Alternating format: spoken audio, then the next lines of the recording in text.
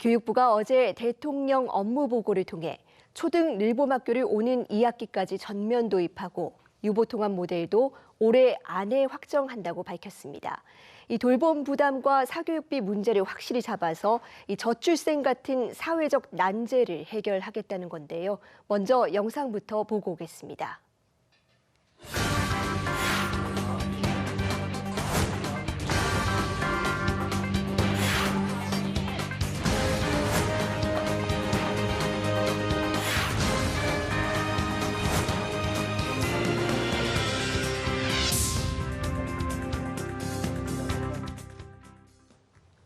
네, 올해 교육부의 주요 정책 방향에 대해서 교육부 오석환 차관에게 직접 자세히 들어보겠습니다. 차관님 어서 오세요. 네, 안녕하십니까.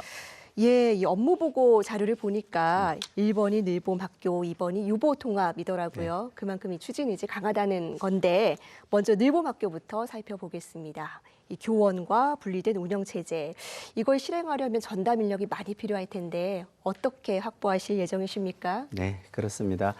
늘봄학교는 초등학교 정규 수업 이외의 시간에 우리 학생들의 성장 발달을 지원하기 위해서 학내외의 모든 자원을 동원해서 운영하는 종합교육 프로그램입니다. 늘봄학교에는 늘봄 프로그램을 운영하는 강사 선생님들, 늘봄 전담사 선생님 등이 있고요. 늘봄학교의 행정을 지원하는 실무 인력이 있습니다. 그 늘봄 전담 실무 인력은 늘봄 관련 행정을 담당하시는 분들이십니다. 늘봄 전담 실무 인력은 기존 방과 후 부장님들의 업무나 늘봄학교 추진에 따른 행정 업무 등을 맡게 되고요. 세부적인 사항은 학교별 여건에 따라서 자율적으로 정할 수 있습니다. 금년 1학기에는 기간제 교원 2,250명 이상을 저희가 배치할 예정이고요. 2학기부터는 공무원 또는 공무직으로 한 학교당 1명을 배치할 계획입니다. 늘봄 지원실장이 있는데요. 이분은 학교 내 늘봄 학교 업무의 책임자입니다. 2025년도부터, 즉 내년부터 큰 학교 위주로 전임 공무원을 배치하기 위한 준비를 하고 있습니다. 늘봄 학교 운영 업무를 선생님들에게서 배제하는 그런 시스템이 마련된 거죠. 다만 금년에는 추가 부담을 들이지 않는 범위 내에서 우리 선생님들께서 도움을 많이 주시기를 부탁을 드립니다. 네, 학교 부담을 어떻게든 덜어주려고 공들인 노력이 흔적이 보이는데 반면 유보통합 같은 경우에도 굉장히 핵심 과제로 추진이 되고 있지만 아직 세부적인 계획은 들어본 적이 없는 것 같습니다. 어떻게 준비하고 계십니까? 네, 유보통합도 매우 중요합니다. 그래서 정부는 영유아 교육과 보육의 질을 획기적으로 높이는 방향으로 유보통합 정책을 추진하고 있습니다. 이러한 정책 취지를 구현하기 위해서는 작년에 이제 정부조직법을 개정해가지고 조직은 바꿨습니다만은 실질적으로는 교원 자격 및 양성 체계를 개편해야 하고요. 교육과정과 교육환경 개선 등의 다양한 노력도 필요합니다. 조만간 시안을 발표하고 현장 관계자, 전문가, 학부모님 등의 의견을 충실히 수렴해서 연내에 통합 모델을 확정할 예정입니다. 올해는 모델 학교하고 시범 지역을 선정을 해가지고 유보통합을 통해서 변화되는 모습을 우리 국민들께서 체감하실 수 있도록 하고 개선 사항을 발굴해서 보완해 나가겠습니다. 정부는 세계 최고 수준의 영유아 교육 보육 서비스를 제공하기 위해 모든 노력을 다하겠습니다. 네, 요즘은 정말 영유아기부터 격차가 벌어진다고 하는데 이 좁히기 위해서 많은 후속 대책 부탁드리겠습니다. 이 내년부터 인공지능 디지털 교과서가 학교 현장에 도입이 됩니다. 이 개발부터 교사 연수까지 과제가 많을 텐데 이 부분은 어떻게 준비하고 계십니까? 네, 인공지능 디지털 교과서는 학생별 학습 진단을 바탕으로 맞춤 콘텐츠를 제공하는 교과서입니다. 디지털 교과서가 도입이 되면 우리 선생님들이 이끄는 말 그대로 교실 혁명이 이루어지게 될 것으로 저희는 보고 준비를 하고 있습니다. 인공지능 디지털 교과서는 금년 8월까지 개발을 완료하고 11월까지 검정 심사를 마친 후에 내년 3월에 학교 현장에 도입될 예정입니다. 이걸 진행하기 위해서 민간 개발사가 질 높은 디지털 교과서를 만들 수 있도록 국가 차원에서 적극 지원하겠습니다.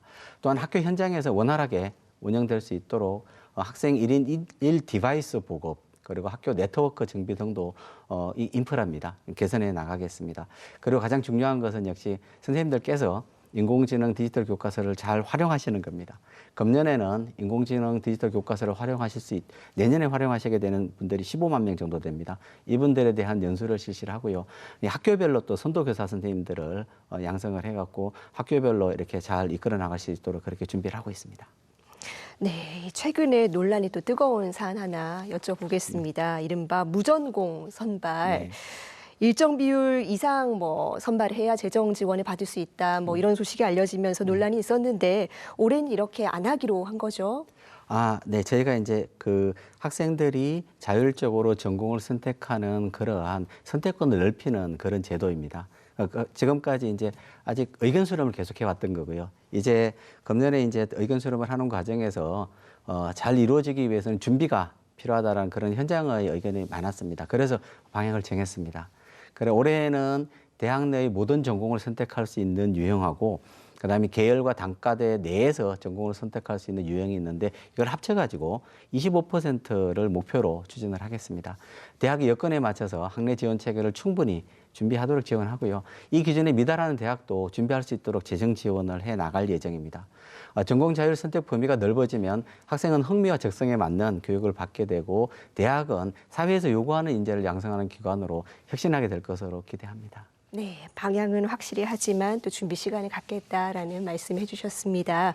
그런데 이 무전공 입학이 굉장히 취지가 좋은데 또 한편으로는 쏠림 현상 네. 또 뭐 기초학문 붕괴될 것이다 뭐 이런 우려도 일부 나오는 게 사실입니다.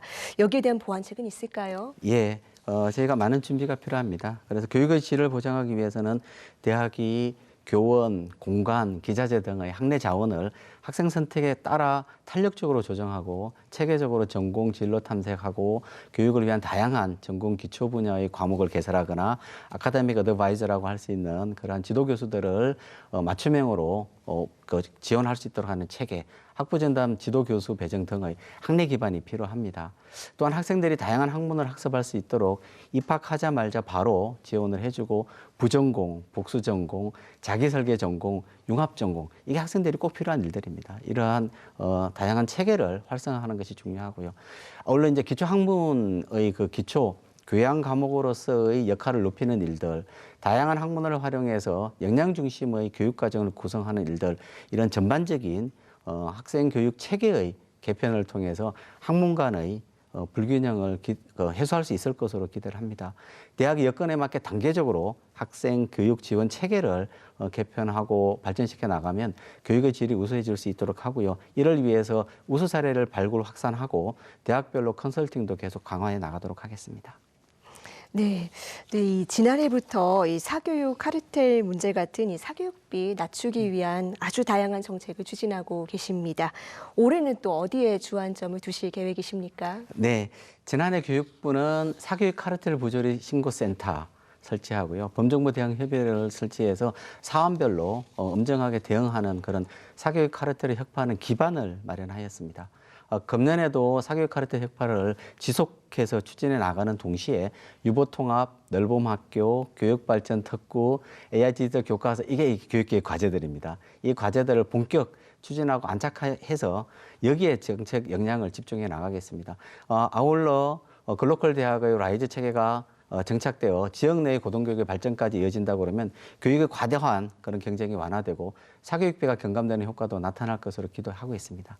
이와 함께 이제 구체적으로 사교육으로 전가된 그런 교육 수요를 공교육으로 흡수하기 위해 한국교육과정평가원, EBS, 대교협 등과 연계해서 사교육 없이 공교육 내에서 충분한 대학 입시가 이루어질 수 있는 체계를 저희가 대학, 민간 등의 다양한 주체가 참여하는 방과 후 프로그램과 함께 준비해 나가겠습니다.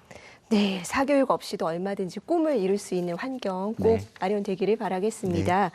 올해 이 교육부의 주요 정책 방향은 무엇보다 이 교육 개혁으로 사회적 난제를 해결한다는 데 있죠. 네. 이 저출생이나 지역 소멸 위기를 해결하는데 어느 정도로 또 기여할 수 있다고 보십니까? 네, 우리 사회가 참 어려운 인구 감소, 공교육 위기, 지역 소멸 등의 여러 난제를 안고 있습니다.